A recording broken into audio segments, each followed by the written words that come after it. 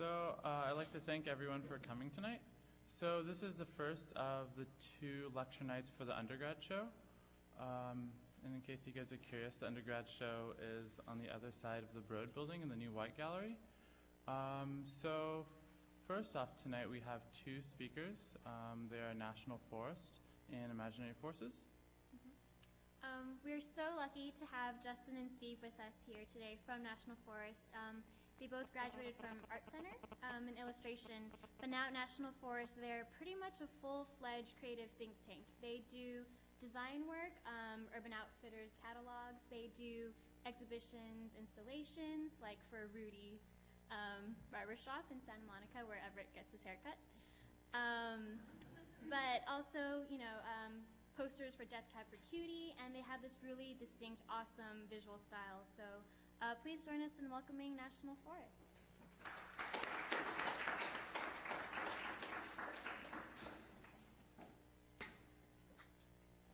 Cool, thank you.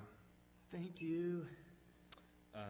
So I'm Justin Kriepmeyer. And I'm Steve Harrington.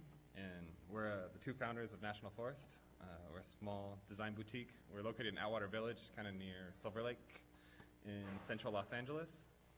And we're going to walk you through, it's really just walking through what we've been doing for the last few years. There's no real broader subject to our discussion or any big concept. It's just our particular path.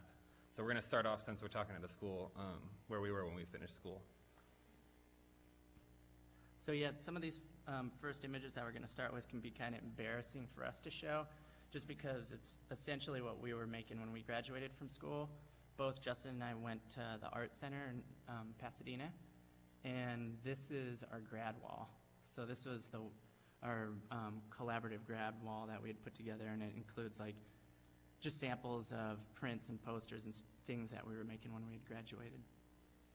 We studied illustration at Art Center, but we really were influenced by design and interested in design. So towards the end of school, we both kind of realized that we were interested in and gravitated towards taking more design classes. So our education background is kind of right in between illustration and graphic design. So you'll see a lot of the work is very illustrative. And it's our first attempt at using type and using kind of found images in very graphic ways. So we're just going to kind of blast through some of this stuff. We realized as we were picking up graphic design and what our interest in graphic design was we liked the context that it brought to our illustration. And at first we liked how much context it brought to the illustration because it made the illustration look so much better. But then we started to realize that we liked doing both ends. We liked making the images and laying out the design that they existed in. These are some posters that I did early on. A lot of graphic silkscreen work. Yeah, a lot of this stuff is screen printed. We were playing around and experimenting with different mediums and stuff a lot around that time. These are some other posters that Justin had made. A lot of these are just fictional projects that we had come up with in school. Hey, it would be fun to design Eka Mouse's album cover, Tony Bennett's album cover. And this is a series of vans that Justin painted. They're all acrylic paintings.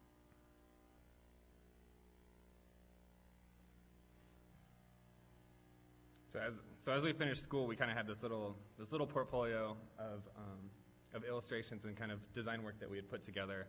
And instead of getting jobs, we got a couple pretty influential lectures from some of our instructors who told us, don't get jobs, go start your own studio. So we kind of pulled together all of our work from school, and I was living at the brewery at the time, so that became the National Forest headquarters. And every morning we get together and just start working. There was no necessarily any jobs. We had been students, so we knew how to be poor. So we kind of built our website and kind of got it out into the world, and some jobs started to come in. These are some really early images that we made straight out of school. It was like an illustration for Anthem magazine when it was just starting around, which then that getting printed led to a motion piece that we worked on with Blind for this television show called The Next Episode, which was kind of MCs battling. So this was the opening title sequence for it. So this is our first one of our first motion experiences animation. a funny little image kind of growing into this bigger project. Right, like a client had seen that illustration that we'd produced in Anthem and then asked for us to create some drawings and animations for this title sequence. So it was exciting for us to just make that jump from this like static image to seeing it move. So these are the drawings that we actually did that they would then put in and make them look more awesome. This is us working on it. We had all of our friends come and help us draw. Shortly after school as well, we've kind of had this funny double career of owning this design studio and then having art careers. And each one feeds the other and kind of brings relevance to each other. So this is the first art show after school that we put together. And it was at this gallery called Black Market, which doesn't exist anymore. But it was a place that we had looked up to a lot when we were in school, and we were pretty excited to have it. So this is us installing our first show. We had painted a big mural on one of the walls. This show was really cool because it kind of gave us a chance to experiment or further kind of explore image making and things that made us excited. Our art shows, like the last 4 art shows that we've involved ourselves in over the last 5 or 6 years, they've been interesting because they allow us to jump out of our client work and to reform our visual ideas or visual language. So this is the first one. These are all images that we kind of explored and played around with. We usually like set a really loose idea or concept for the art show and then produce a bunch of really, really intuitive imagery that kind of revolves around that idea. These are some mixtapes that Justin made.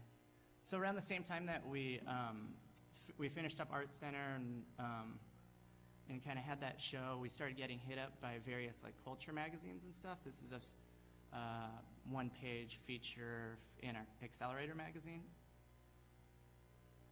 This next slide is our first interview in Swindle magazine. I think this is Swindle issue number 1. That was pretty cool. Pretty cool to see our work printed. Then from there, I mean, we're really just kind of walking you through chronologically of how this was working out. All of our image making was very kind of intuitive and just kind of making images of what we wanted to see. And from those illustrations, those funny just kind of voluntary free illustrations for these magazines turned into this big Nike project where we were commissioned to make some murals for the inside of this warehouse for these big influencer parties to kind of showcase their soccer, the Nike's influence in soccer. But really it was just to get cool people to go to this big warehouse where there's this party and kind of really subtly get the idea of Nike being, owning soccer. So we created these big murals, and it was in a big warehouse, and the concept for the mural was to have the warehouse be a functioning warehouse, and the mural would exist on boxes that kind of grew organically throughout the space. So in our studio, we had built all these huge cardboard boxes and painted these murals on them. And here it is installed. Some other stuff happened from the Nike art directors, but our mural is back there in the background. Here's some more images from it. There's also another mural on the other. There are 2 warehouses joined by a couple of sliding doors, and the other warehouse was a big mural that was about the history of soccer in Los Angeles. So on one side it's the Rose Bowl, all the way over to the hospital in East Los Angeles, the big central hospital, kind of showing like East LA to the Olympics. Here's some people enjoying our atmosphere that we created. So as all these projects were rolling on, we're becoming more and more of a defined design studio. And the illustration jobs were turning more into design work. And a lot of the projects that we did would roll from being commissioned to make a couple of t-shirts, and then from there, designing graphics for an entire apparel line, and from there, Element Skateboards, for example, went from a few t-shirts to a huge apparel line to doing all of their skateboards to suddenly doing their apparel, their boards, and all their advertising collateral. So that was kind of our funny way to get our foot in the door of all these kind of action sports clients, which were kind of our bread and butter for quite a bit during the beginning of the company. So here's a wall of skateboards that we did for Element. And here they are lined up on the ground. Yeah, so Element contacted us and they asked us initially to create just a couple t-shirt graphics, and we presented 20 t-shirt graphics and they took all of them, and then from there they asked us to create a skateboard graphic, and then we presented 3, and then before we knew it, we were designing like all of their product and advertising and identity work. We've created over 100 skateboard graphics for them and over like 200 t-shirt graphics, several advertising campaigns and logos and stuff. So all these are just samples of board graphics that we've created over the years.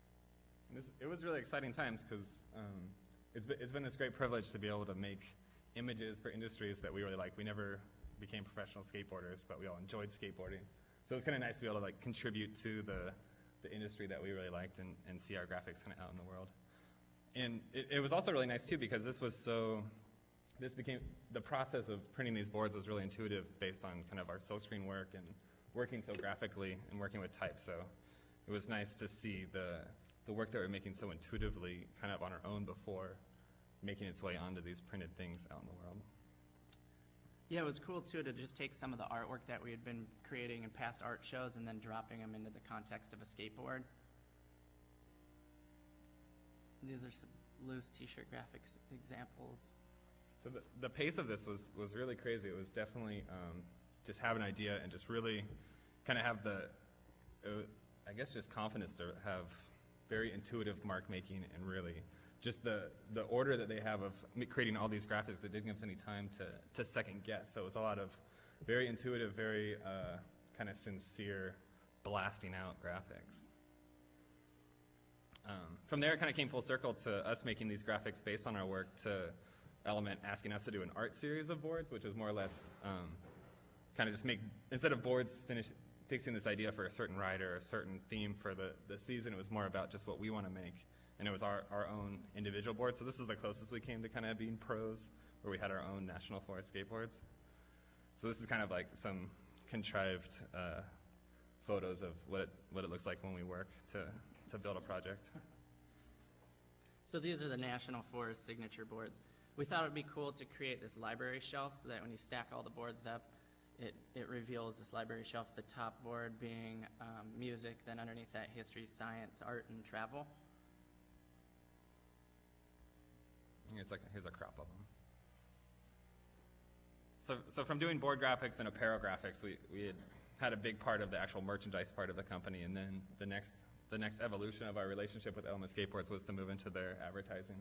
And this is a campaign that we creating these kind of wallpapers that either represented the company or represented each rider, and each rider had its own wallpaper, own graphic, which would combine into a wallpaper for photography and collateral and lining of jackets and skateboards. So it was it was our first experience creating something for a company as big as Element, where we really had full control of kind of the all-encompassing look of the season. So here's Bam standing in front of his wallpaper, and a few other of the writers.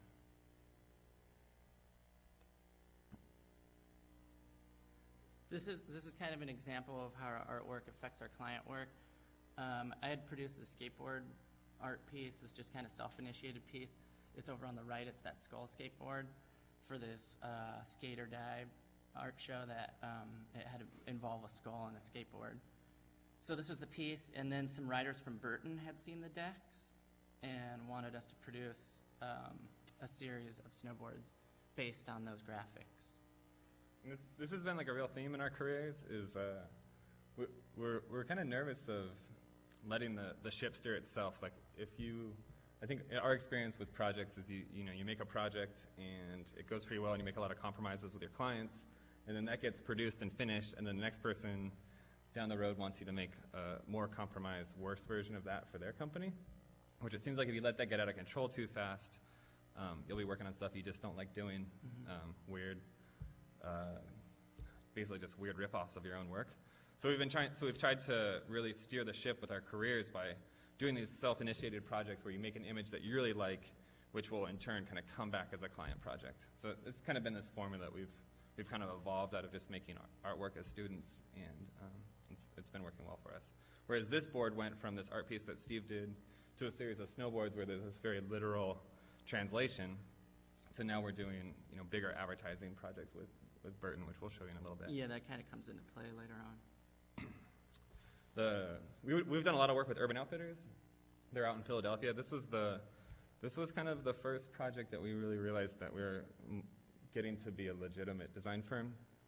We art directed all of their print collateral for a few years. The main piece was the catalog, which we would art direct the photography and hire the photographers and the locations and be on location for the photography and bring everything back and lay out the books. And it was also our first, probably most straightforward design project where there was less illustration or less mark making by hand. But a lot of the processes we had evolved in the printmaking and the layering and drawing really translated to the graphics that we created for Urban. This project was also our first real experience with collaborating across the board with photographers and typographers and art directors and marketing people. So it was definitely a good experience to work with that many creative people and kind of realize that it doesn't necessarily, your projects don't necessarily have to be the mark that you make with your hand to have ownership in it. It's more of this collaborative process on a broader scale. It's pretty interesting too, because Urban Outfitters contacted us based on some fictional magazine editorial project that we'd created back at Art Center, and they flew us out to pitch to art direct their catalogs, and it was just based on this magazine that didn't really exist. Or they had asked us to work on the project because they had seen this magazine that didn't really exist. So they asked us like if we had art directed and been on photo shoots and laid out catalogs, which we hadn't, but we just totally lied and kind of jumped into it face first. And it was really cool because it was really funny too, because we got back to the studio, like we signed the deal, everything was a go, and we get back to the studio, and the first thing that shows up is like a stack of model cards. Yeah. Of like really buffed out dudes and like hot chicks, and we were like, we're supposed to like roll through these model cards and pick out the models and stuff. Like, we're usually painting and drawing and making graphics and stuff. So it was cool because it like opened up our eyes to this totally different process and totally other world of art direction and stuff, and it opened up our kind of toolbox or set of tools. We learned a lot on this project. Here's some photos of us kind of on set shooting the photos. Each catalog would shoot for maybe 2 weeks. We shot depending on the season, we shot in like Argentina and a lot in New York, Seattle, Amsterdam. There was definitely a big process of traveling to the photo shoot, getting everything planned out, and then bringing everything back. The catalogs we'd lay out in a week and present the book, and then we'd start another one, the next week. There was 6 a year, so it was constantly rolling over. But it definitely like threw us right into the kind of the fast pace of this much production. I grew a handlebar mustache for shooting in Texas, and those are the dudes that made the food for us. They're pretty gnarly guys.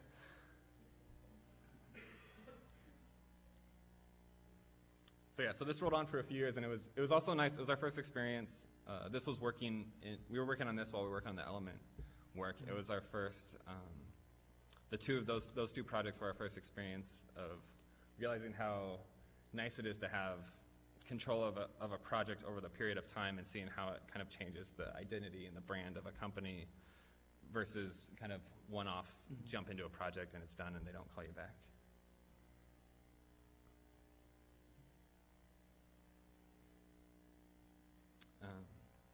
So this next project was another iteration of our idea of creating these self-initiated projects that will eventually come back into a full-fledged painting project, which us trying to steer the ship a little bit of our careers and the graphics we get to make. We had the idea of buying a demolition derby car and entering it into the demo rally, and then we invited all our friends, and we created all the collateral for the company, the fake company of this demolition derby car. So here's some stickers and a flag and some posters and the t-shirts that we made. Yeah, so we got online and sponsored this demolition derby car and went down to, what city was it in? It was in Irwindale or something, and went down to the driver's house and painted it out in his driveway. This is it right here. It was pretty funny. The driver, like the paint, Justin showed up with the paint, and he was like, "What color's the paint?" And I was like, "It's red." And then he like cruises inside and watches like Judge Judy or whatever, and comes out a couple hours later, and it's pink. And he was just He like, kept telling us it was pink, and we kept saying, no, it's red. I'm pretty sure it's he red. was so bummed out. He was like, man, I gotta drive this He car didn't around and it's understand. pink. Yeah, he totally just did not get it. So that's our whip on the racetrack. Yeah. But it was, I mean, it was a really fun experience to kind of design this thing that's just going to get destroyed, and we treat it just as serious as, you know, any of the urban Client or any of project, the yeah. client projects. That's our crew. We called the car the West Coast Rippers. It was kind of like our little crew, and everyone had their T-shirts on, and we all went to the rally. So yeah, it was kind of like a mix between friends and clients and family people and girlfriends, and it was cool just to kind of get everybody out and join in this wacky idea. And then this, you know, kind of to plan, this ended up turning into some Toyota projects down the road that I think, yeah, it's just been our little formula of success, or moderate success. This is another art show that we can kind of blast through. This is another self-initiated project, Art Prostitute, this gallery out in Texas. It's a publication, and gallery invited us to create some work. So Justin, he took a trip out to Japan, and he came back with this really cool book on Japanese kites. So this show was all Japanese kites, or based on this idea of Japanese kites. We screen printed on this top semi-transparent paper, and then screen printed on the white paper behind it. So it's this big collaged piece. That's how we got that transparent look to it. So yeah, it's two pieces of paper, the bottom being a white piece of paper with the framework silk screened onto it, and then this old kind of found paper with the image. So we kind of got the illusion of this three-dimensional kite with a somewhat two-dimensional whatever media. These are some more pieces from that show. A Death Cab for Cutie poster that we had created. This is just to promote the band.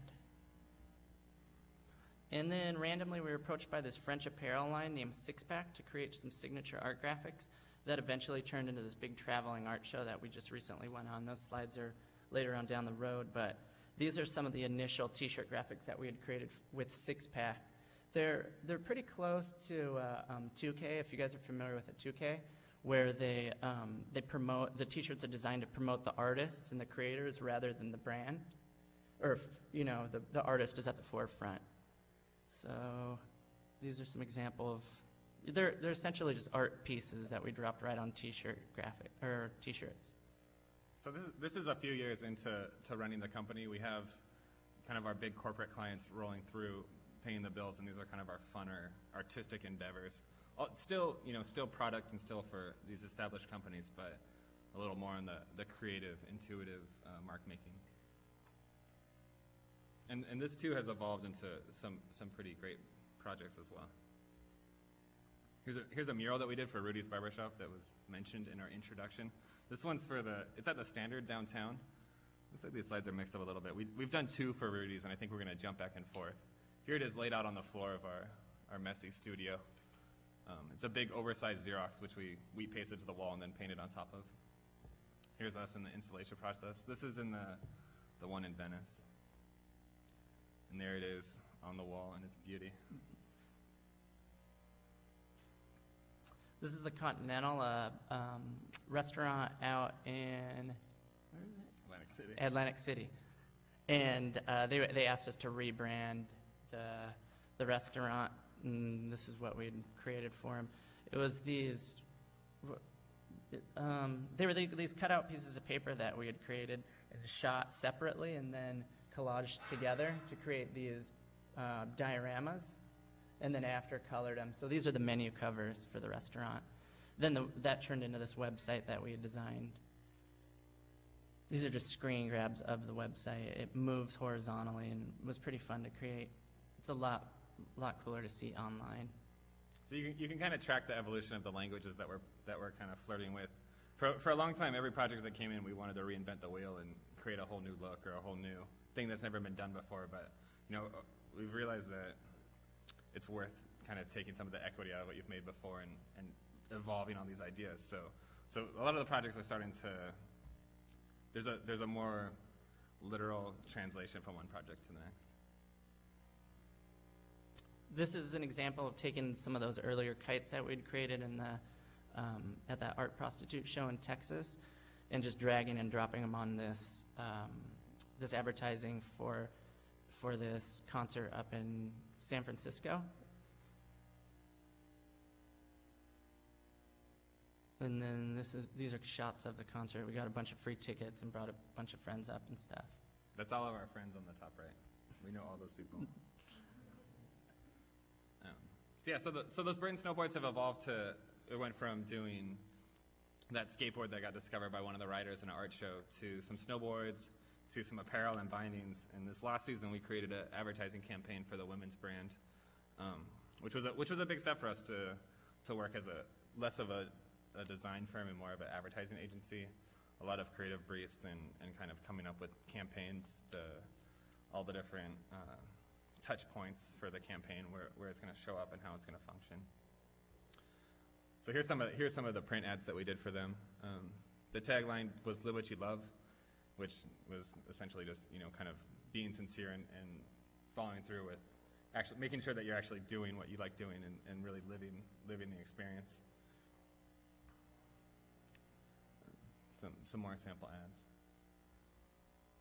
This was a concept this was before the actual photography, but this was the concept that we put together for how happy the boots make your feet. And there it is, kind of on its web form. Some more ads.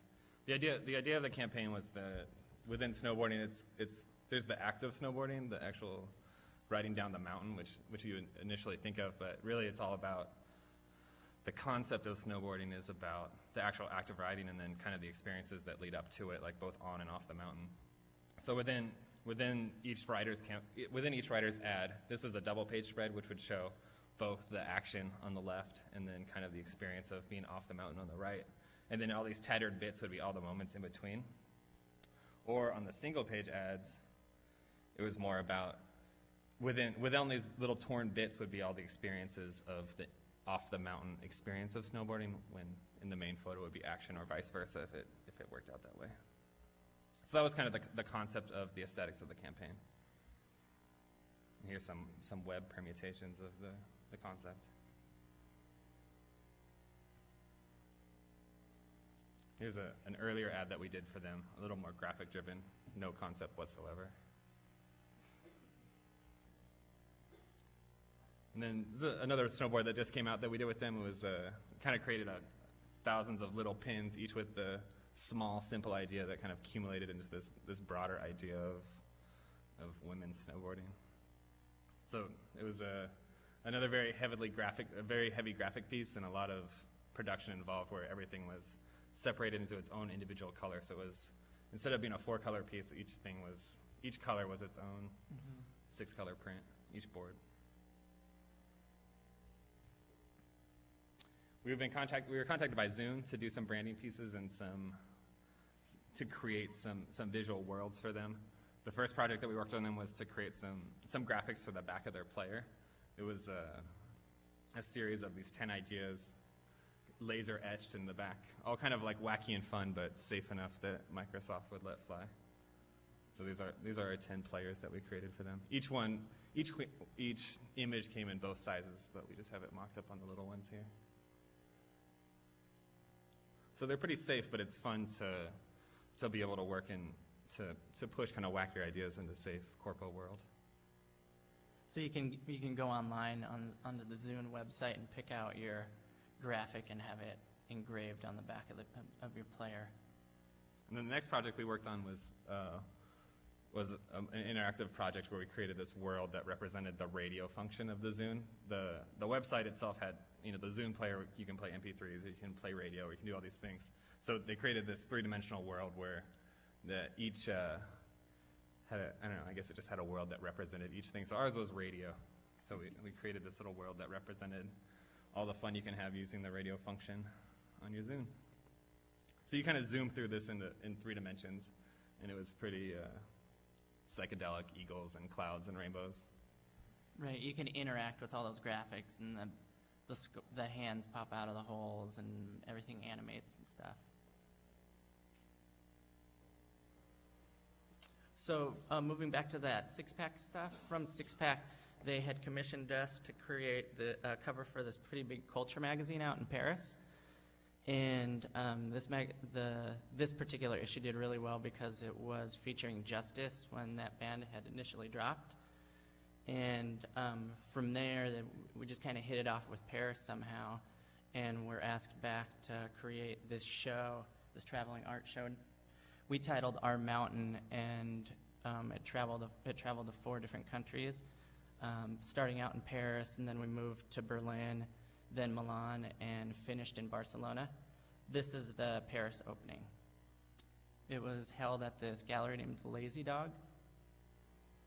And these are some of the examples of some works that we created for that particular show. It was sponsored by Element Europe, which was really nice to see our relationship go so far with them, that they were to sponsor this big tour. And again, kind of this funny paralleling what we kind of dreamed of as kids, being these pro skaters. This was our funny skate tour across Europe, but really it was a traveling art show. Here's some of the images that we made for it. Here's some paintings in process. These are some big watercolor paintings we did. All the color is watercolor, and then there's a silkscreen hit in the middle. It's these 4 kind of wacky faces. So at the same time that we were building out all this work for this traveling show, we were working on that Burton show, or on the Burton campaign as well. Here's our studio, kind of our art process, or our art making in progress. There's Steve with his wild hair painting the hippie drip art painting. It was late nights for that. Some installation shots of our shows. So this was a pretty amazing experience to travel and meet all these folks and go to these 4 shows. We'd kind of show up in Paris. We were in Paris for maybe 10 days, a lot of wild nights with them, and then the show was at the end, and from there, we would hop on a plane, fly to the next country, set up the show, attend the show, and then get on a plane and continue it. It was a pretty amazing process. We released a 160-page book publication. These are just a couple of samples of the spreads. Whoops. Some more samples of some pieces that we had made. These are some screen-printed teepees that we'd created. I think most interesting was just the travel and just kind of, tasting the new foods and meeting new people from new agencies and just kind of getting out into the world. The lower right is supposedly the best techno club on the face of the planet, and it's in Berlin. That's us leaving at like 10:30 in the morning. We didn't realize because they had pulled the curtains, but it was a crazy night. And this kind of brings us up to a project we're working on now. It's for Bonnaroo. It's a music festival out in Tennessee. And this is some of the graphics and branding that we're doing for the project. It's a 4-day festival. I think it's the biggest festival in the country. We had never heard of it because we're in LA and we only do things in LA and California, but apparently it's a big deal. So here's the poster with last year's lineup because we can't release the information yet. Again, kind of creating this over. I think it's kind of, our careers have evolved into this, we make graphics, but really we kind of specialize in creating these visual worlds to kind of jump into an experience where, this is an example of it. There's this graphic language that we create, but it's very illustrative and very, very, what's the word for it? I don't know, object-oriented. Right. So you can kind of see the influences too of the art shows and just the self-initiated projects that we bust out with our. You can see the relationship to our client work. So a lot of this stuff was created after the stuff that we had made out in Paris. These are some close-up shots of the poster. And here's the website for it, which is about to launch. And this is literally what's on our computers at our office right now. So that took you from when we were in college to what we're doing now. So thank you, and hang in there.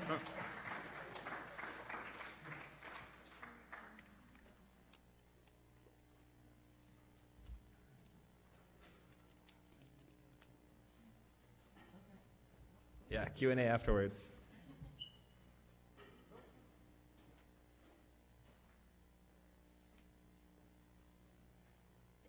Thank you so much again to National Forest. That was really amazing to see your transition from just after college to all of your creative projects now.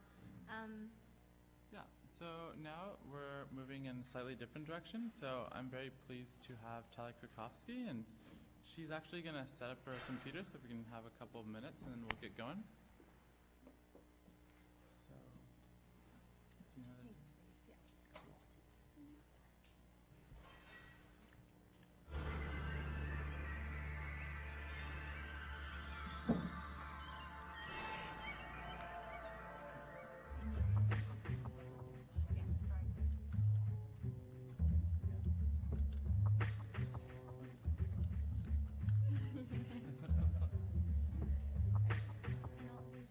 Please just come up.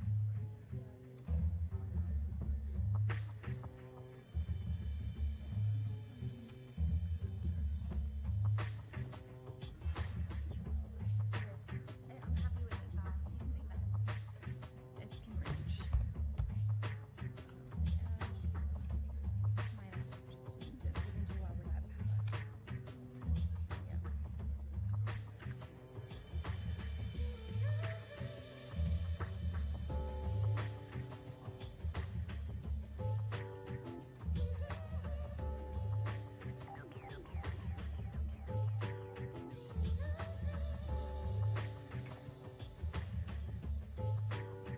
Is it good to go?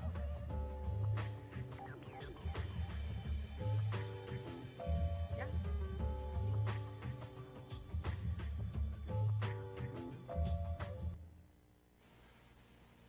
Great. Okay, so the next speaker I would like to introduce is Talia Krakowski, and she is the Director of Experience Design at Imaginary Forces. And I'm very pleased to have her here today. She's definitely covers a lot of work which I have heavy interest in, and I can honestly say I don't know if I understand how the process begins, but I'm very excited to hear you speak today. And so what it is this merging of design and architecture and technology. And my knowledge is she's a graduate or alumni from UCLA, from the architecture department. And so she's worked with major companies like IBM, BMW, Mocha. And so there's these huge installation pieces, and I think you guys will find them very beautiful. And it's this idea of spaces which you kind of interact with and have a different sense in. And I hope you guys enjoy it, and I hope she enjoys everything. So here you go.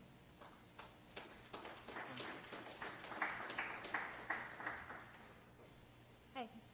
So I get to talk to you for the next 45 minutes or an hour about the thing I'm most passionate about, which was just mentioned as experience design. But I thought I'd give you 2 minutes of an overview of Imaginary Forces, just to show you some of our projects because they're cool, and also because I think they provide a kind of context for the evolution of how we got to experience design, how I personally got to experience design. So just really quickly, we have 3 divisions. IF has been around for about 12 years. I'm not really going to get too much into our work except some of the experience design stuff. But our first division is called Entertainment. And we do main title sequences for Hollywood films and trailers and teasers. And I brought the Transformers just to give you a taste of the kind of stuff we do.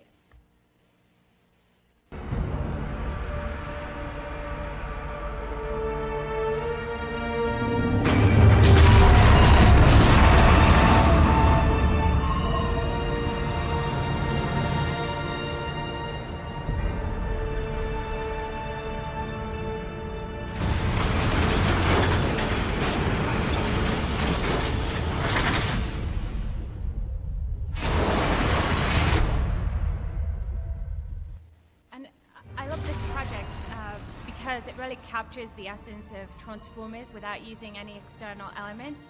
We made this teaser before the film was shot, so it was about how do you create excitement without having any design elements whatsoever. And the other thing I really liked about it is that it captures our creative process, which is to come up with a concept or a type of performance and then translate it across different media. And so, for example, what you're seeing here, we did 29 different languages for the Transformers logo, and then we transformed cars and all sorts of products. And you can definitely see the architectural influences coming in here, but I'll talk about that some more later. So IF has been doing that for 12 years. Very quickly into the design walk, we moved to create content not just for the big screen, but also for the small screen. And that's a big division for us today, which is called broadcast. So that's a main title sequence for TV shows like Mad Men, which we recently won an Emmy for, and commercials and branding of networks. So I brought Mad Men, and I'll just play it.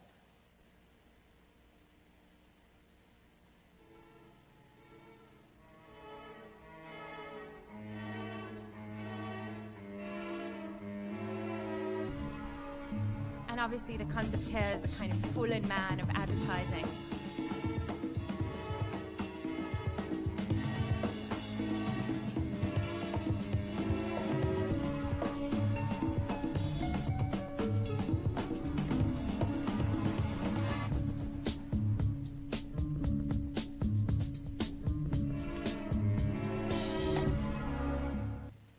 So we do that kind of walk. We also brand networks.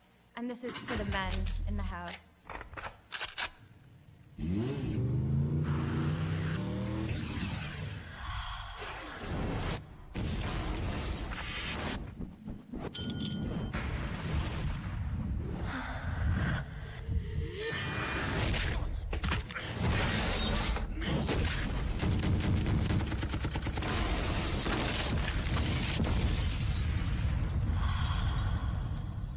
So for all of you that don't know, Spike is a television network for men, and our task was to create a kind of quick 30-second ad campaign with only the tagline, "Get more action." And I like this piece too because, apart from the obvious factors, is that it kind of takes stories and just creates them very simply. And so those are the first two divisions. And then in the last 6 or 7 years, which is about as long as I've been at IF, we started creating experiences in space. So we started working on projects that weren't just about creating content for existing screens, but really imagining entire environments. So thinking about what the concept is and how it translates into motion and what the media delivery system is and what the architectural environment is. And I'm just going to show you this first project to kind of give you a sense of what I mean by all this. And then what I want to do is give you kind of an overall look at experience design and the elements that make experience design, and show you a ton of different projects, some of which we worked on and some of which we have nothing to do with, but are just super inspiring to me, so I thought I'd share them with you. This is a project we did get to work on, and it's one of my favorite projects. It was done for the Prince of Monaco, and he was doing an exhibition called New York, New York, which was to celebrate the last 50 years in art in New York. So every fantastic artist, painter, sculptor, photographer, filmmaker that you can imagine was in that exhibition. And we, as part of a larger group, were invited to curate the architectural portion of the exhibit. So Herbert Muchamp, who's the architectural critic for the New York Times, wrote an essay, Best 50 Buildings in New York City, and then the exhibit designer designed this space, which is in the shape of the Flatiron Building, which I guess he thought was witty, but gave us a rather impossible task of creating an environment. And so they thought we were just going to scan all the images of all the films and make like a PowerPoint slideshow and put some flat screens. And we decided that that wouldn't be any fun at all. So instead of making one film, we made 8 films. And instead of using screens, we designed these giant custom weather balloons that were in shape of ice cream cones suspended from the ceiling. And the way that we designed them is we collaborated with a technology company, do you guys know what pre-visualization is? No? So in films, when they have really expensive productions, they use previs. So what they'll do is they build an environment in 3D in order to simulate that environment and kind of work out all the different variables before they shoot the film.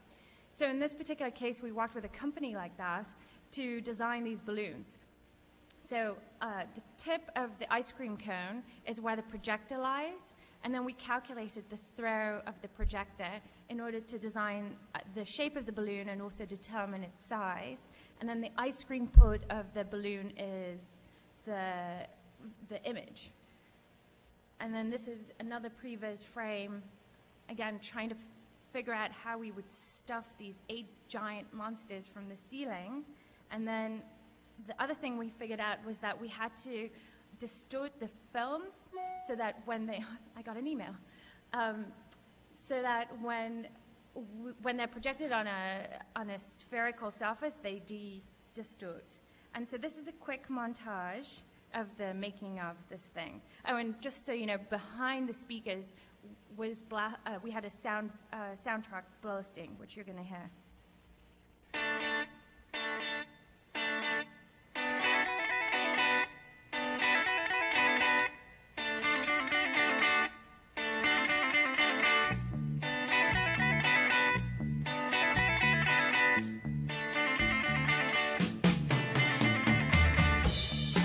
That's me and my friends, and I'm 5'2", just to give you a sense of scale here. I remember how the darkness doubled. I recall lightning struck itself. I was listening to the rain. This is how it was edited, so that all the stories were continuous across the different balloons. So I just wanted to give you that sense as a kind of project that really thinks about cinematic storytelling and emerging media and architecture and reimagines all those things together in a new way. And then I don't have too much history, but I just wanted to introduce you to this because I did my graduate work in the architecture school here, and I did my thesis on interactive architecture, which is essentially all the stuff that I'm speaking about today. And I encountered this really amazing book by a architectural theorist, which sounds scary and boring, but actually isn't at all when it comes to him, called Rainer Banham. And he wrote a book called The Architecture of the Well-Tempered Environment. And it was a really basic premise, and I'll tell you now, and you'll think it's obvious, and obviously today it is, that basically that the design and mechanical processes of architecture cannot be separated. But this book was written in 1969, and at the time that was a huge revelation. It wasn't clear to everyone that design had to consider the mechanical services that created an environment. And he picked this building and claimed that this is the fast air-conditioned building, in the sense that it was designed not just aesthetically, but also to kind of monitor the airflow in it. And so when I came across that book, what occurred to me is essentially the kind of things I'm interested in. Think about technology in the same way, except that if Frank Lloyd Wright's building was a 20th century example of in the integration of architecture and technology, then I would propose that in its next iteration, the 21st century model is that of transformers, where the kind of spaces that I see us going into, and I'm particularly interested in, are totally interactive environments, where the architecture and the technologies are seamlessly integrated. So that in a space like this, we kind of have to inhabit it more or less the way it was designed. But that in the very near future, we'll create environments that actually transform and curate themselves based on our needs. And that's really what I'm talking about in terms of experience design and my personal goals and where we're trying to take experience design with imaginary forces. So I just broke it down to a few different kind of topics that I think are relevant for the creation of experience design. And the first one is the notion of storytelling. And we kind of all do it. We saw some amazing examples in the previous talk, whether it's a 2D static, or it's motion, or it's multi-dimensional. And I just want to propose that the kind of 3 general types of storytelling. The first one is ambient. And this is an imaginary forces project. It's a project, it's in Times Square, and Imaginary Forces designed the facade of the building in collaboration with an architectural company called KPF for a client called Morgan Stanley. And Morgan Stanley was forced to cover X amount of its facade with media, because that's the law in Times Square, and they were going to just slap on a giant media facade. And KPF kind of had the vision to say, hold on, let's do something really creative and innovative that becomes a true expression of the brand and creates a conversation between the people of Times Square and the face of Morgan Stanley. So we walked with the Morgan Stanley and KPF and decided to juxtapose the kind of MTV editing that you see in Times Square with highly cinematic, very wide aspect ratio screens that are seamlessly integrated into the facade, and more about ambient graphics that just kind of suggest the brand of Morgan Stanley. Our vision was to also have live data kind of visualized of emails being sent and phone calls being made. And then this building opened, it was September 11th, 2001, yes. And so after September 11th, 2 weeks later, Morgan Stanley sold the building to Lehman Brothers, and we know that that didn't end up well for them either. So we don't have anything to do with the graphics on the building at the moment. But so that's kind of a sense of ambient storytelling. The next one is linear, and by linear, I just mean more of a traditional sense of storytelling. Another project we did, this is for Grendel Opera. I don't know if you guys got to see it. It was in LA and New York, but it was Julie Taymor's opera. And what you're seeing here is a giant scrim that's actually invisible, that's placed in front of a giant stage. And the graphics are designed to seem to interact with the actors, which I think it would have been super cool if we could have actually had them interact with the actors, but that's for the next project.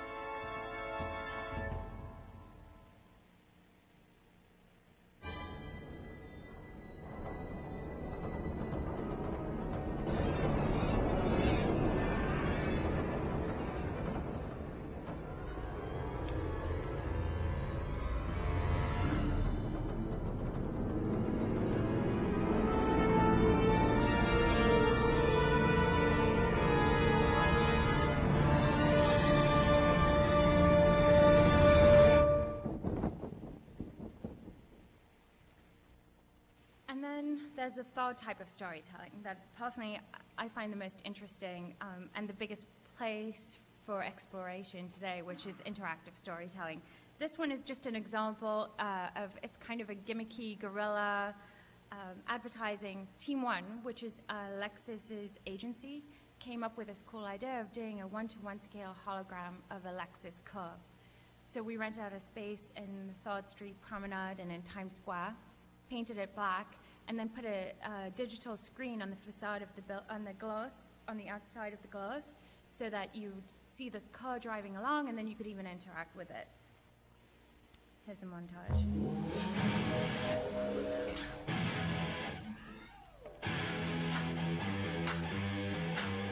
It doesn't really photograph well, but you guys get the concept. Unbelievable.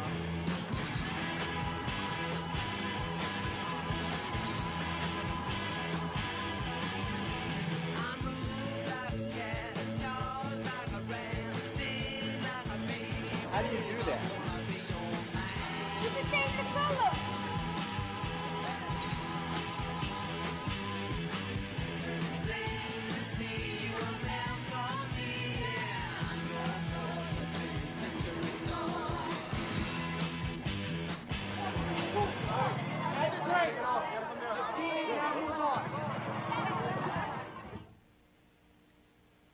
And creating kind of interactive content makes you really have to think about content creation a whole new way. And I'll show you what I mean by that. So there's the storytelling, which is the content which exists in some sort of media, screen or projection or print or whatever it is. But then there's a performance of the entire building. That is how that story unfolds and how, if at all, you interact with it. And so I want to propose that there's actually three kind of levels of performance that can be tracked in history. It's not linear, but I brought 3 historical examples and contemporary examples just to show you what I mean. So I'd say that the first of these is the prescribed, which is kind of your traditional film watching analogy, right? So there's a piece of content, a story that unfolds over time, and you don't have any real effect on it. You're a passive viewer. And all the examples I'm going to show you are projects that I think are spectacular. So I'm not saying that the was or better, but just kind of different and trying to achieve different things. So this is a building designed by Frederick Kiesler, 1929. It doesn't exist anymore, but it's actually probably the most innovative design of a film theater I'd ever seen. So the middle lens is a kind of, he called it a screenoscope, which is an eye-shaped screen that adapts to the size and the aspect ratio of the projected image. And then it also eliminated the needs for curtains. And then he also created walls and ceilings that were slanted, and he had projectors lined up against all those surfaces, so to create a totally immersive environment. And you know, sometimes it's fun to just look at historical examples and be humbled and realize that we're not necessarily doing the coolest shit around, and that some of it has been thought up a long time ago. Another example, this is Oscar Nietzsche's Communication Facade, also 1934, so a really long time ago. Again, storytelling that is sad, we don't interact with it, we don't change it, we don't affect it. And then a more contemporary example, this is just a few months old, also not an Imaginary Forces project, although I wish it was, kinetic sculpture for BMW. And so these spherical beads that float in the air in a beautifully organic way, but they're not responding to anything at all. They're just doing their thing. It's kind of hypnotic, so it's hard to move on. But, okay, so then the second category is what I call the responsive. And by that I mean spaces that somehow respond to their environments, but you can't really go and press a button to change something. So it's just kind of an ambient response. This is a project from 1970, it's Pepsi Pavilion by EAT, where these were little robots that just kind of ran around, and when they bumped into someone, they would just redirect themselves. And then another one, this is Nicholas Schoeffer, who was an artist and did this. He proposed this sculpture in Paris that would respond to sound and light in the city and create a kinetic performance out of it, which is really inspirational. And then someone who actually did it, which is Toyo Ito with his Tower of Winds. Again, quite an old project, I think, in the 80s. But what you're seeing here is a tower that retrieves data from its environment, like weather, wind, sound, and transforms it into a light performance. And then the next one I'm going to show you is actually in North Hollywood. I've yet to check it out myself, but you'll see it's based on famous Hollywood signs, and it's a movie. I'll play it. See what I mean.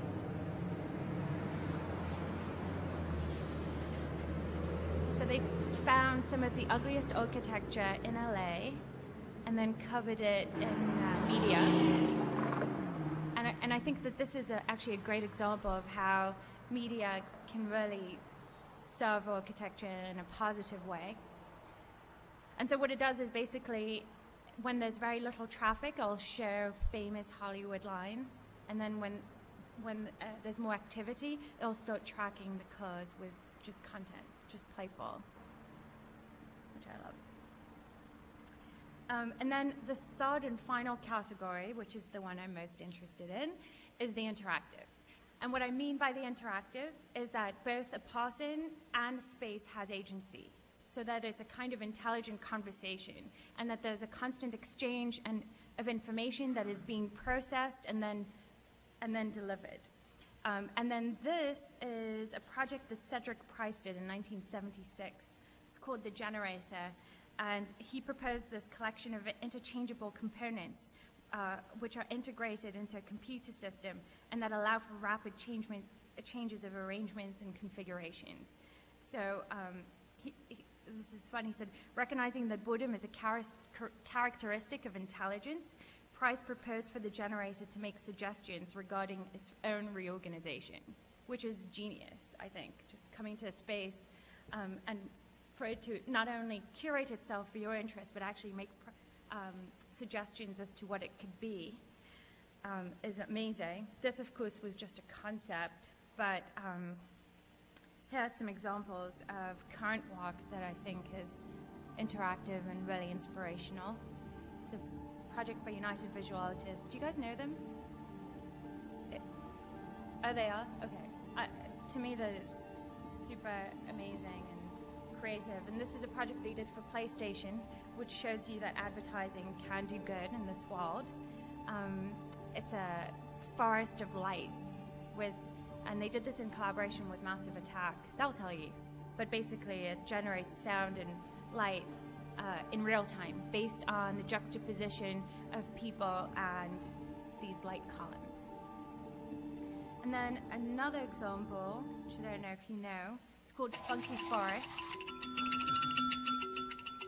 So you walk into this room and you have to funnel the water to the right place in the wall so that it'll grow a tree. And then if you hang out there and kind of move around, the tree will grow and your flowers will bloom and so on and so forth. I just thought this was such an amazing way of bringing a space to life. And a good expression of what happens when you kind of blur the boundaries between what is media and what is physical and what is storytelling and just play. Okay. So, special effects. So experience design essentially creates special effects, as we just saw, and I just want to quickly differentiate because a lot of people say, why does everything have to have a digital component? Why can't it just be a beautiful poster or just a projected still image? And the reason why is because, and again, I love all these projects, but they just don't do the thing that I think is most interesting.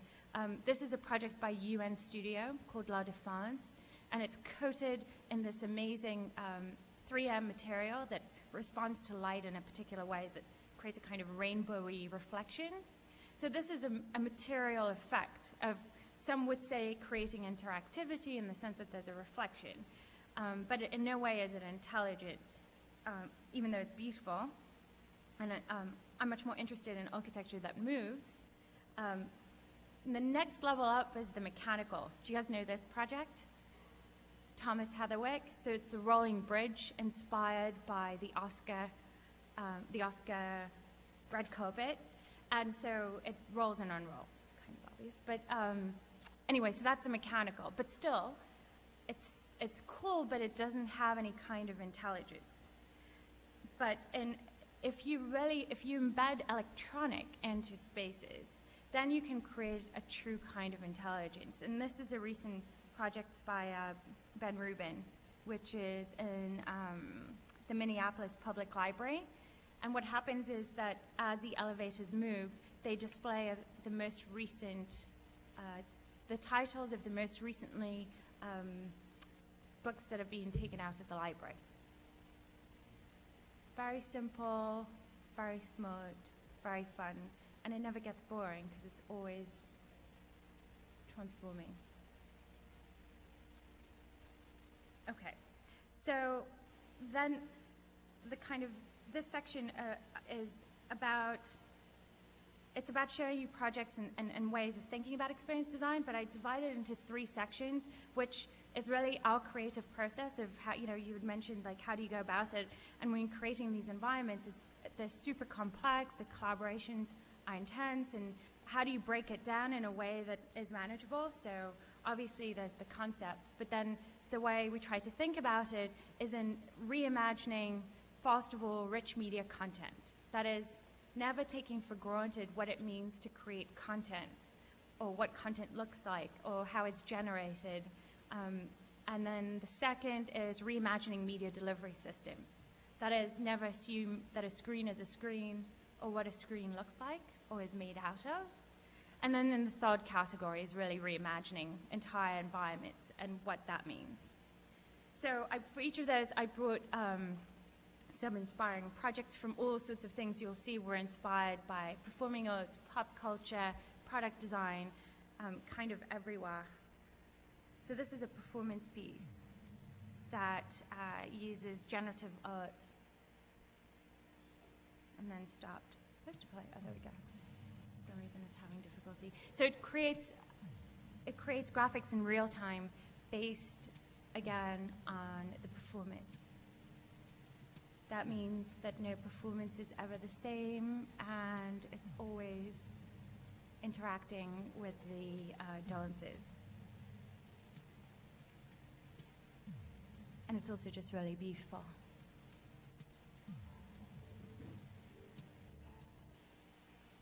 Second category, reimagining media delivery systems. And I'll show you some projects. I just want to introduce you to those categories. One of my favorite designers of all time, Takujin. If you don't know him, Google him. Tokujin. This is a project he did for Swarovski, and it's a chandelier, and as a stunning example of how you can transform anything into a screen. So in this particular case, every pixel is actually a crystal, and all it is a projected image. And the chandelier is suspended from the ceiling, but he also put a mirror on the floor so you can experience it from top and bottom. And, you know, I love this example too, because if you look at the content, it's very simple and straightforward. But it just shows you how, by rethinking something very simple, you can create magic in the most amazing ways. Or this project, which was a faux telescope that was planted in New York and in London. And so there was this whole made-up story that went behind it, and all of a sudden it appeared in both cities, and you would look into it and see the other city. So you'd look into New York and see London and vice versa. Of course, the effect was created digitally, but it just made for a really fun idea. Again, what is a media delivery system, and how do you experience it? And it's never about the technology, it's always about the experience. And then finally, and when all those things really come together, a super simple example, another project that we didn't do but wish we had done is this one.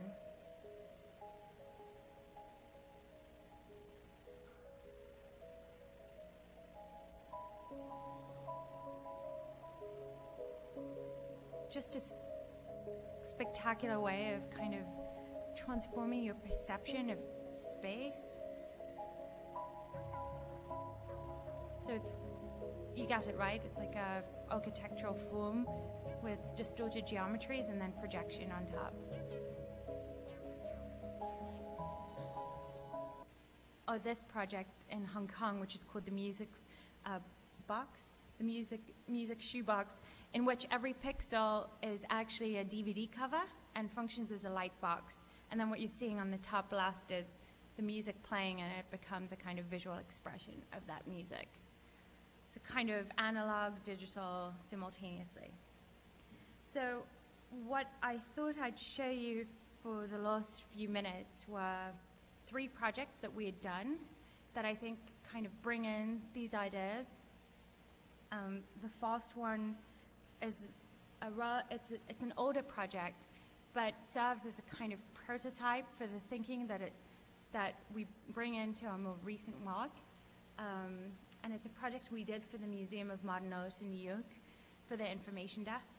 I don't know if you guys had a chance to visit it, but there's this 9-screen configuration. Bruce Mao did the signage for the whole museum. And so he came up with this idea for the 9 screens, and then we inherited those 9 screens, and the museum came to us and said, well, we bought the screens, and we want to go paperless, And so what we'd like for you to do is create a kind of digital display system that will capture everything that is the MoMA, which is a lot. Everything from the permanent collection to special exhibitions to the store, all MoMA affiliates like PS1, and then the film theater that they have in the basement of the building. So we kind of divide, so these were the 9 screens, and what we did was divide the task into 2 parts. One is look at the graphic container. How do we kind of package it? What is the performance of the thing? And then the second was the data itself. So for the graphics, this was our inspiration. And Casey here was a huge inspiration for us too, because it was about starting to think about how do we create content that's playing 20 hours a day, that's constantly unique and changing, without us having to pre-render it, like I was talking about, in a kind of prescribed way. So we were thinking of a kind of library or a spine of books that each have a sliver of thought from that collection. So we asked the MoMA to give us their entire database, and this is actually the concept animation I made for the pitch of the project, and take 4 pixels from every image in the database and construct this kind of living kinetic curtain out of it. And so this was, I was working in the New York office at the time, and our team was in New York. We had someone walking on a commercial that's actually, he was a video DJ. This is a few years ago, so at that time it was actually something like unknown and kind of cool. And so he was telling us that he was working on this software system that would generate graphics in real time. And when we came up with this concept, we recruited him and his partner to code this for us, so that essentially at any given moment, this kinetic curtain that opens and closes to reveal information is a true expression of the MoMA database, rather than just a representation of what it could be. And once we figured out the visual container, we had to deal with data. So we had to come up with a system that would self-curate content and that was easily manageable for the museum. So we developed these templates with just typographical hierarchies based on the branding of the MoMA. And what happens is that the system will take a template, 1, 3, 5, 7, 9 screen show template, and then retrieve the affiliated data in that template and curate it on the screens and fill in the rest of the screens with this living curtain. And then what we also did is added a second level of intelligence so that the MoMA could prioritize and schedule things. So it could say, for example, because the MoMA knows its audience best, that from 2 to 5 on a Thursday afternoon, they want to prioritize the Chris Cunningham show, the Chris Cunningham catalog in the store, and the Chris Cunningham film that was playing that night.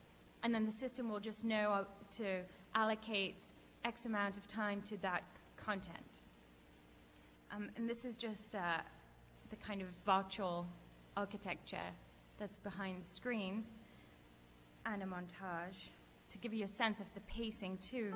That it was really important for us that the design be an expression of the building too, and be in the pace of this kind of beautiful, quiet, ephemeral Japanese architecture.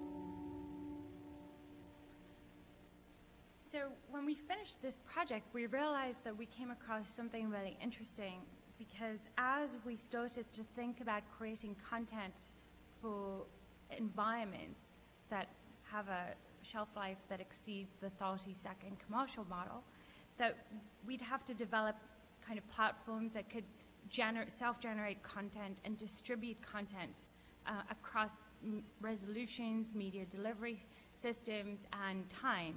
So in this particular case, we had a centralized database where the MoMA collected all its information and distributed it to 3 locations, a 9-screen configuration, a 3-screen, and a 5-screen.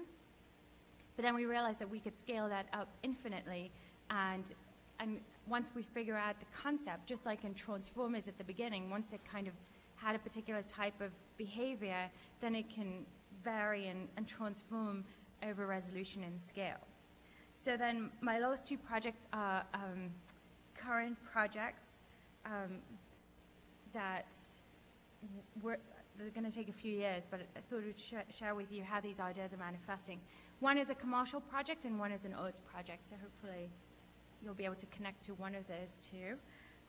This one is the commercial project. It's for a developer called Oliver McMillan, and it's a mixed-use project. So that means it's a project that includes retail, offices, housing, entertainment, everything that you can imagine, very high-end, located in Texas, in a very exclusive, expensive, rich area. So what you're seeing here, up on the top is a W Hotel, on the right is Le Méridien, and then there's a lot of just like high-end office, entertainment, restaurants, all sorts of things. So we have a really great relationship with Dean Oliver, the developer, and he's got a really interesting vision, and he came to us and said, you know, rather than building out a whole several block environment and then starting to think about how media gets integrated into it, let's come up with a whole media network, a whole strategy for how media can be distributed for the purpose of artistic content, advertising content, entertainment content, wayfinding, and any other kind of information that is relevant for the people that live, work, or stay here. So we created a catalog on every scale, from the extra small to the extra large. It was kind of a Chinese menu from him to pick from, and he ended up loving all of it. So we're doing the whole thing, which is super fun. And you'll see on every scale what we built is a return on an ROI, return on investment model, which means coming up with a way of not just creating something expensive, but finding a way to kind of make profit out of it or have it generate money in order to make the investment worthwhile, because obviously our things are not cheap to do. So what you're seeing here is the extra small scale, and the whole development is called River Oaks. So we took the oak tree as an inspiration and suggested to plant little seeds of light across the whole development, into the landscape and into the ground, and those would function as wayfinding systems. So they would just pulsate with light, but also then the W, for example, could lease them out for an evening, and say they had a themed night of pink, they could pulsate in pink and lead you to the W Hotel. And then as an alternative, a more architectural approach that we could sprinkle throughout the development are these little light chandeliers. Again, you could generate colors and patterns and then light performance. And then on a medium scale, I get lost all the time. So we're thinking about, you know, when you get out of your car and you have no idea where your car is parked, no idea where you're going, and then no idea how to recreate that path again to find your car. So we thought we'd create these digital maps that would be distributed throughout the whole development, and they would be smart maps. So what you're seeing here is a larger scale. So it would act like a little bit like just a screensaver, just a beautiful kind of sparkling silhouette of a tree. And then as you would walk towards it, your motion would trigger and activate it to act as an wayfinding system.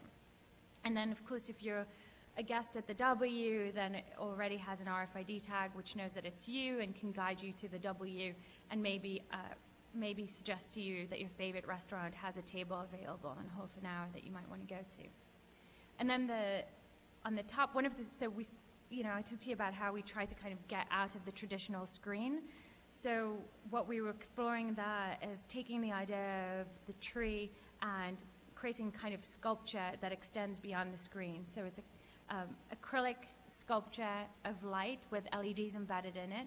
And during the day, it just kind of sparkles in the sun. And at night, it illuminates and creates a light show. And then thinking about the maps on a horizontal level. Again, always the notion of community building, of interacting, that is you interacting with your environment, but also provoking interaction amongst people.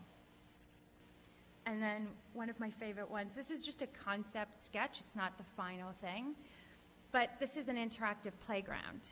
So what you're seeing here are seemingly traditional playground, I don't know what they are, playground objects, playground toys, but they have sensors embedded into them.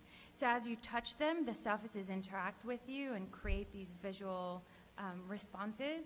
But even cooler than that, on the back screen, as children play, they create generative graphics that kind of paint themselves in real time. So you go and play with your friends, and then it could even send you or your mother an email with the picture of that your kids painted in the playground. And it's constantly moving, and again, it's about how the community contributes and creates art. So these are just a few more studies of how that would work, and always our agenda of blurring what is physical and virtual. And then another thing that we love to do is be inspired by artists and collaborate with them. So this is an artist that did a project called Scary Monsters that was in the Design in the Elastic Mind show. And it's cool because it takes your silhouette and then adds all this crazy stuff onto you. And it converts everyone into 5-year-olds. I've seen it happen. And so we thought, what if we take that and expand it on a huge architectural scale and collaborate with him on bringing that to the people. And on a more commercial level, this is Tootsie's, which is the Fred Seagal's. And so we're doing a kind of giant media facade that brings the seasons in.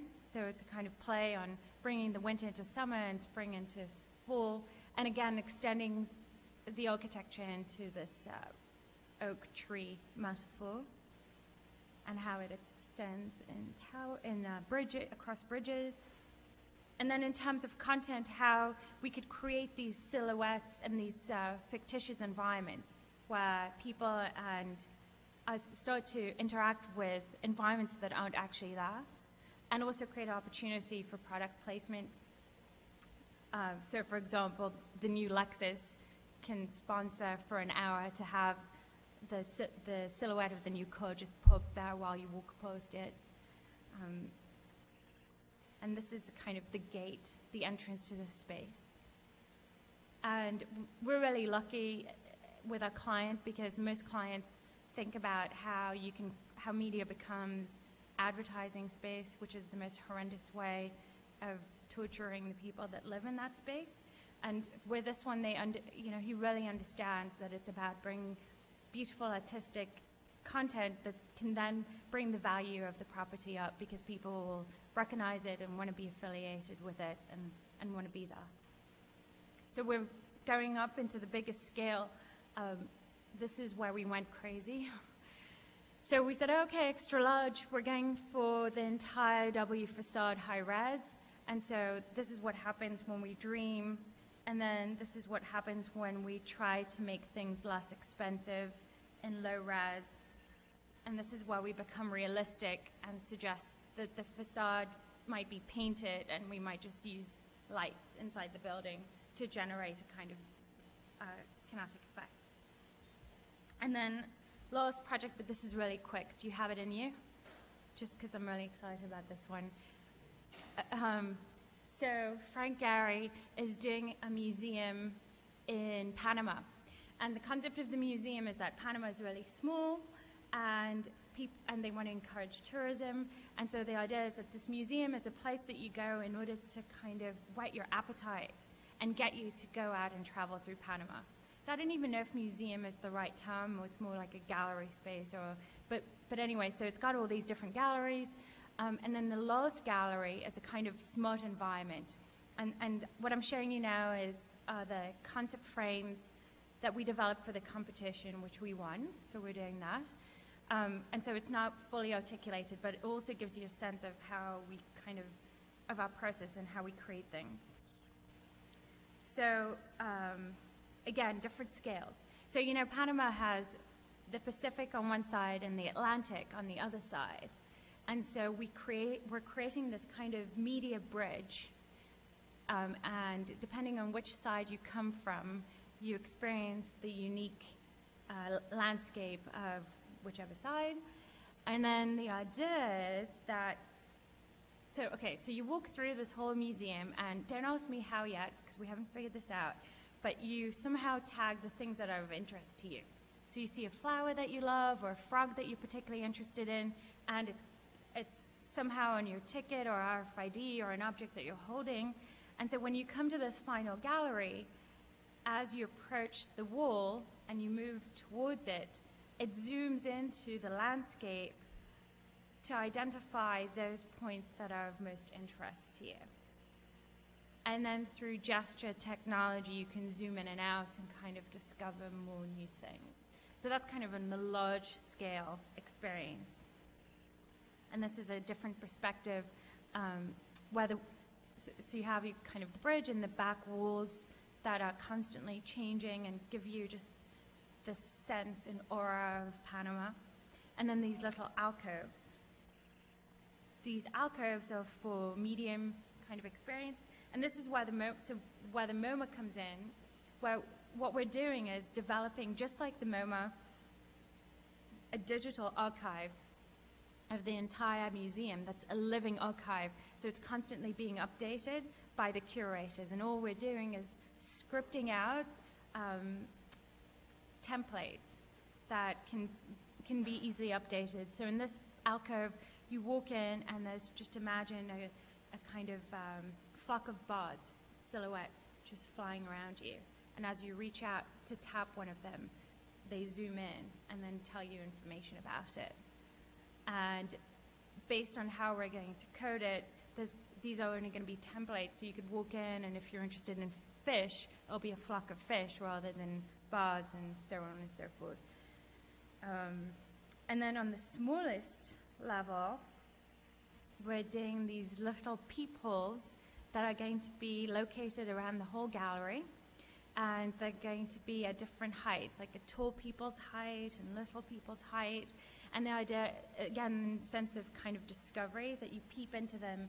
And we don't know yet if they're going to be digital or we're going to achieve this effect in an analog way. But as you peep into them and twist them, you discover data about them. And so, again, how do you engage in storytelling and discovery all throughout? And then the last component of the space actually creates a printout for you. So based on your interest in a particular frog and bird, and the fact that you're traveling with your grandmother and you want an only one-day tour, it'll script out a whole itinerary for you that you could take home and then go on your trip. So I could keep going, but I won't. That's kind of the stuff I wanted to share with you, and I'd love to take questions if you have any. Thank you.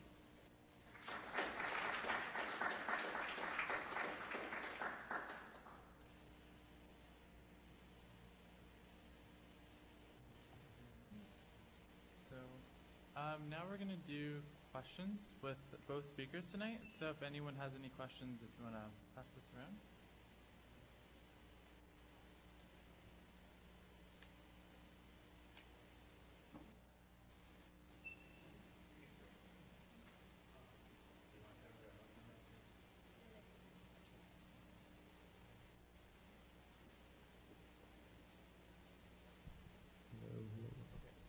This one's for Imaginary Forces. So I have a couple questions. One of your projects involved like a playground where kids are like, the playground like interacts with the kids and stuff. Was there like, I don't know, a lot of these like technological electronics are like really fragile, and I was wondering how you guys decided to protect them in order to have the kids like play and stomp on them.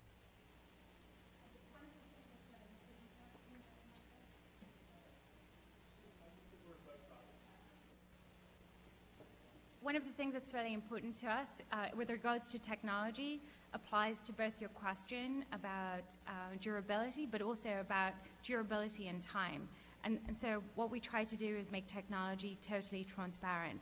And that way it doesn't break. And most importantly, it doesn't become about the gimmick, and it doesn't age very easily. So when you create an environment where the technology is either built in and invisible, or is projected and in that sense invisible, it doesn't really matter if you change the sensor or the projector. Also, how many, like, in terms of like the experience design like field, like how many, I don't know, like what are the different kind of roles you guys have? Because there's obviously a creative side and a technology engineering side to it as well. Our teams are huge. I mean, in terms of like, they require a lot of different skill sets. So the way that we structure them is we'll have a core team that is creative and production that handles the main concept and is kind of the DNA of the project. And then what we'll do is collaborate with different specialists across different fields depending on the nature of the project and bring them in. So whether it's architects, engineers, hardware and software, technologists, futurists, anything you could imagine. So are you on the the creative side or conceptual side? I'm the director in the division, so I do both from concepting and strategy and also the business and a lot of research. Like I travel 2 weeks of every month almost, just traveling around, being inspired by new things, meeting people that are doing interesting things in order to bring them back into the projects. Because a lot of time our clients come to us for inspiration. So it isn't just about, this is what we want to do. 90% of the time they have no idea what they want to do. And then it's us who have to kind of say, well, you know what, we saw this thing, and what if you take this and that and combine it and start to play. Okay, one more last quick question. We were talking about how I think it was in the Panama Museum. You're like, okay, don't ask how we're gonna do this. We don't know how to do this yet. Like, is there like a really simple way you can describe where you draw the line in terms of like the scope of these ridiculous installations? We don't draw the line. So you're just like, oh, that would be a really good idea. We should do it. Well, we try not to let technology inhibit our creative ideas.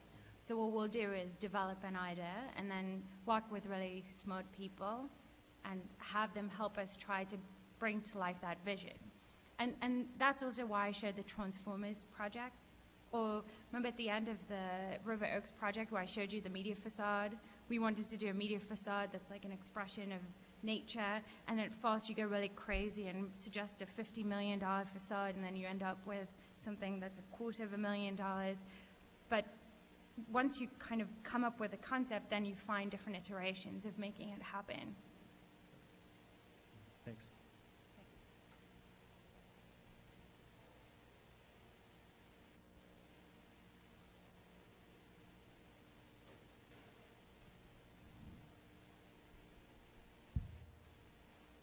This question's for Imaginary Forces because I only got here when I missed the first one. So, but you were talking about ROI and return on investment. This model of doing. I'm guessing your division is experimental media because I missed that part too. But basically, these very experimental pieces is working with a company like Imaginary Forces, like with a kind of like a big base. A good strategy for doing a good way or a feasible way of doing these types of pieces, because obviously if you're doing it alone, you have to worry about funding and all that stuff and finding support or finding people to help you. Is your question that do these projects require robust teams as opposed to two guys in a basement? Maybe not necessarily the size of the teams, but more like the type of environment and the type of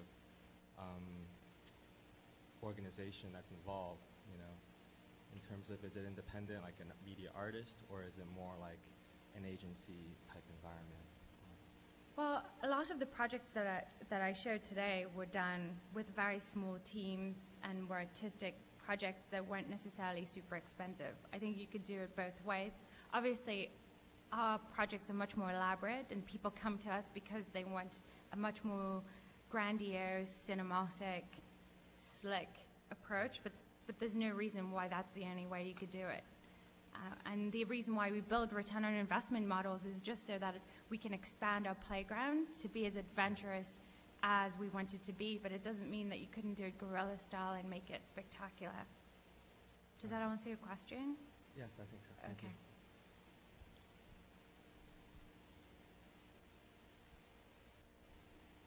This question is also for Imaginary Forces. I too was one of the ones who missed on scheduling.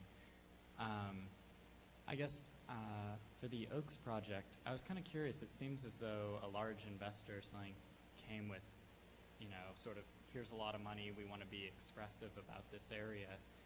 Does Imaginary Forces feel any, like, although the project seemed very artistic in that it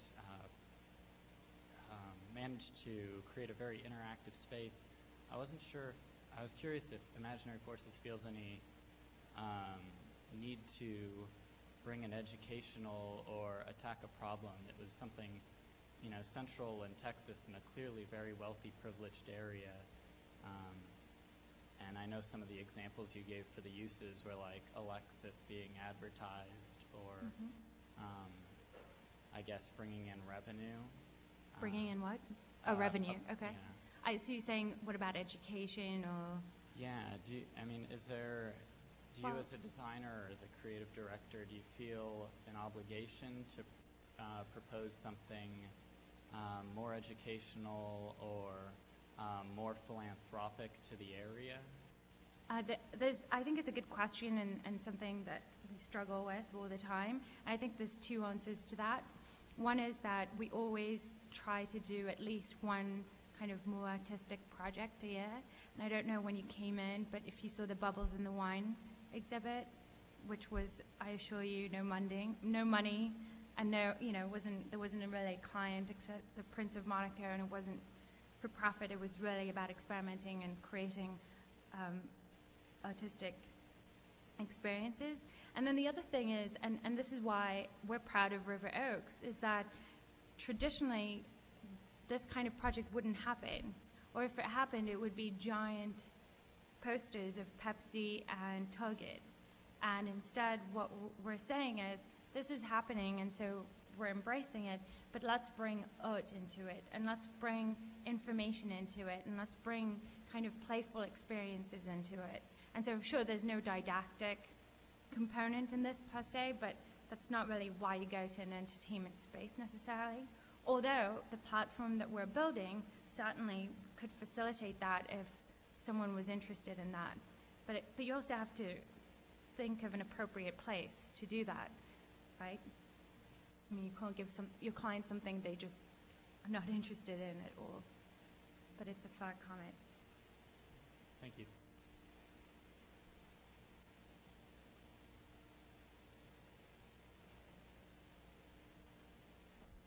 This question is for National Forest. I was wondering if you could tell us about the Toyota project that you started work on as a result of the demolition car. Yeah, it was a brand book for Saatchi, and Saatchi, which is Toyota's main agency. It was an internal project brand book for Saatchi's ability to reach youth demographic. There's no physical. It didn't become a campaign. It was very internal, but it was that project rolled into that. Not the most exciting one. There's no slides of it for that reason. My other question is, it looks like from the way you were describing the Continental website, that you were starting to get into a little bit of almost a video component. Do you see yourselves going into commercials or new media, motion graphics at some point? Yeah, definitely. As an agency, we work with a lot of that stuff, whether it's more just art direction. It's usually more on the art directorial end of it versus being the actual kind of, programming or engineering end of it. But yeah, I mean, we're interested in anything that involves coming up with ideas and solving problems.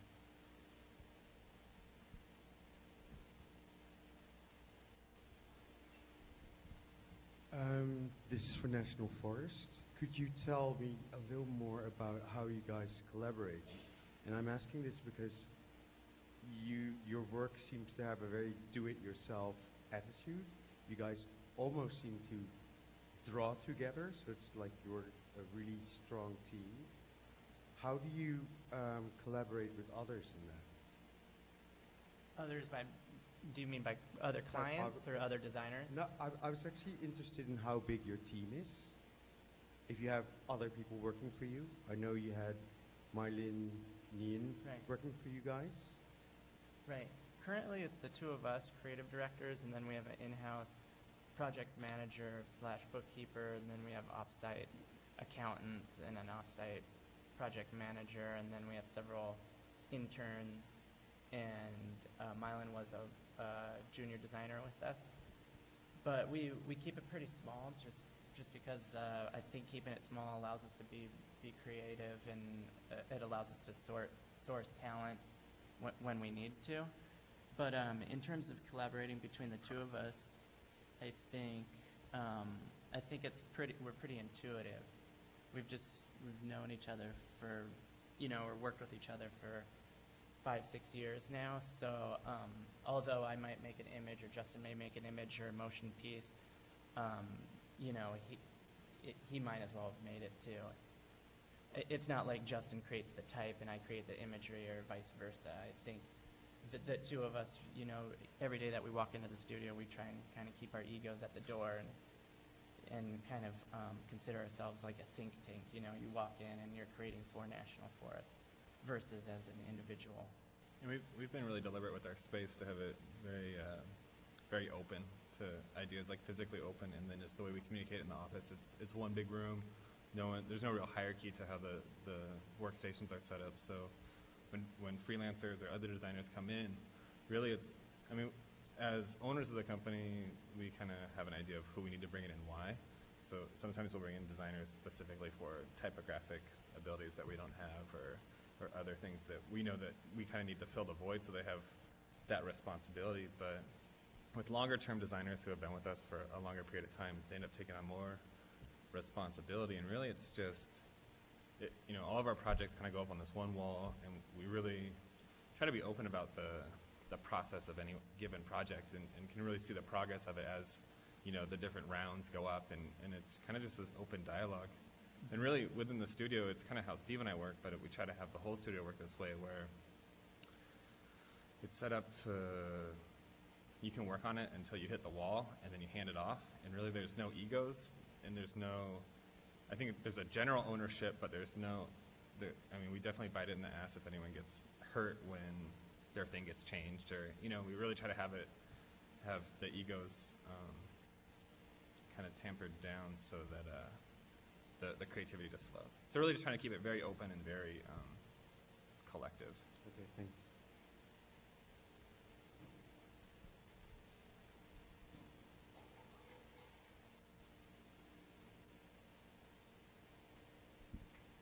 Hi, this question's for Imaginary Forces. I was wondering, I know that students are learning how to designers are learning how to program and use software and hardware more and more. I was wondering if you see experience design, if you see that field, if you think that field is going to be more at design firms, and what you think the future of that field is. I think it is the future. Otherwise, I'm betting my career on it. First of all, I see it in so many different companies. I'm not saying it's the only thing, but I really think that it's a new iteration of design, a new iteration of technology, a new iteration of architecture. I'm seeing it in architecture firms, I'm seeing it with developers, I'm seeing it we're working with some major studios around Hollywood to think of new ways of doing feature film marketing, with agencies of thinking of new ways of advertising, with museums of thinking of new ways of creating storytelling and educational experiences, or just ambient graphics for corporate offices. I really think that it's emerging absolutely everywhere. And I see it not just in the entertainment industry. To me, the next logical place is for it to be in places like hospitals, where you're already, all your vitals are plugged in to, and your environment responds to them, so that if you're cold, the temperature gets adjusted. If you're asleep, the sound gets reduced and things like that. So to answer that, I really think it's the future of things. In terms of studying it, I look at experience design as a methodology, not a thing, right? Experience design creates different types of environments, whether they're virtual, physical, or some sort of mixed reality. And to learn that methodology is to really learn a hybrid of practices. So as of today, I don't think there's a place to go and learn and do that, but I think people, through collaborations and explorations, and like you guys were saying, lack of ego, where you're just about getting together with a group of really smart people that inspire you, and that you believe that whatever you create as a group will be better than what you'll imagine yourself. That, to me, is where you learn how to kind of do that.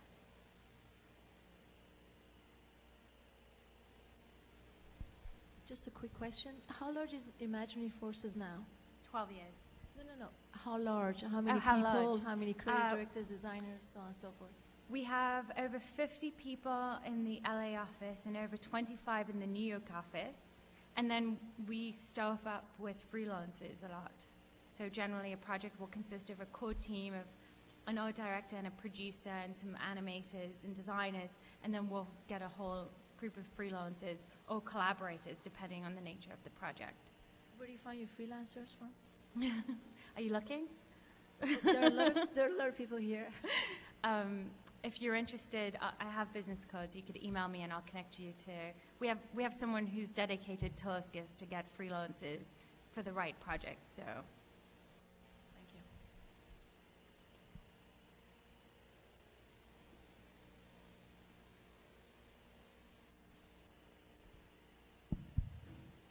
I have two questions, and they're for both speakers. First question is dealing with methodology, and I guess the other one would be media. So, for example, you guys are talking about understanding the methodology or the process of creating something versus the technical stuff. You know, how to get what's the best way to do something, to source it to the right people, to find the right people for the job, and to make sure everything runs smoothly, versus knowing, say, software to actually create the piece, the details of it. And so I was wondering which one you felt like was more important in terms of a forward-thinking perspective, like which one would last and which one should in this context, should the students here try to pursue. My own bias is that methodology is something that directors are very experienced with, and that's why they are directors. So could maybe both of you kind of expand on that? Do you fully come? I don't know. I'm not totally sure I totally understand the question, but restate it real quick. Which one is more important, methodology or the software? I'd say concept. Yeah, the methodology, definitely. Right, because I'm not referring to just concept, but kind of managing everything, all the resources to create this concept and make sure to see it through to the end, versus the actual individual doing the work to create it. Right. I think it really depends on I think it's important to know what brings you happiness within being creative, because some people would definitely lean towards the software. Some people love to animate, and they just love making something move and seeing one image, or a human being walk from one side of the screen to the other side of the screen. And other people like dealing with the concept of things. I think we definitely fall closer to the concept and kind of creating like those bigger and broader worlds. And when it comes time to execute, either we execute them ourselves or we will bring in some sort of freelancer, somebody to engineer like the web coding, something, you know, the stuff that we can't necessarily do and the things that we can't do well. For us, it works a little differently just because it's a bigger company. So we have a split between creative and production, and creative is art director, which does the concept, and then underneath the art director there'll be animators, designers, 3D artists, whatever the project requires. And then from the production side, there'll be a producer that'll be responsible for the for the budgets and the schedules and delivery and handling the client, and the producer will have their own support staff. So in terms of methodology, there's also two pods that are constantly being handled in a kind of synchronized way, if that answers Yeah, your question. it does. So I guess as a follow-up to question one,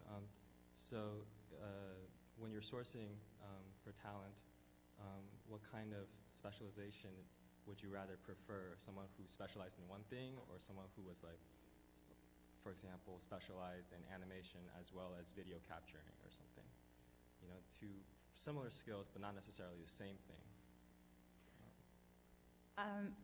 I can only speak for us, but we look for talented people and that are creative. And then some of them are really talented in texture mapping and Maya with camera movements. And some of them are just incredible animators all around. And we kind of walk with whoever, just like really talented, inspired people. For our studio, it's probably 80% whether or not you're interesting to be around and interesting to spend the day with, and then maybe 20% technical skill, because just the interesting to be around, interesting to talk to means you're kind of like more or less in line with us as like cultural awareness and viability in like the markets that we work in. So that's what we look for. Okay, and finally, the second question was very simple. Percent-wise, how much time do you spend on concept and how much time do you spend on execution? They're very general, but you don't have to be like, super precise. Yeah, it totally varies. Right, it definitely varies for us. I think, I mean, just on average. On average, wow, that's a tough one. I don't know, you nail that one. 50-50. It's because you're always, I don't know. I think our projects, it's too varied to say. I think the takeaway would be kind of like the project you were talking about where you shoot for the stars with the full wraparound screen, and that's your concept, and then you boil it down to the reality. And as long as you kind of shot for the stars, you end up boiling down to a comfortable point, which essentially what makes it design is that there's constraints, and without constraints, it's just an art project.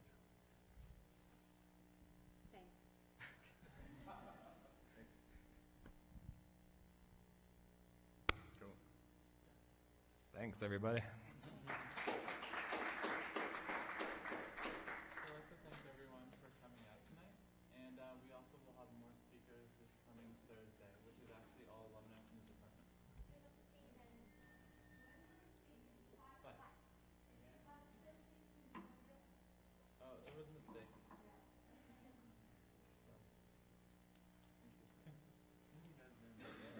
Thanks for having us. Cool stuff. I've only seen her on the website. I didn't really get to see like a deeper. Cool, thanks. Very cool.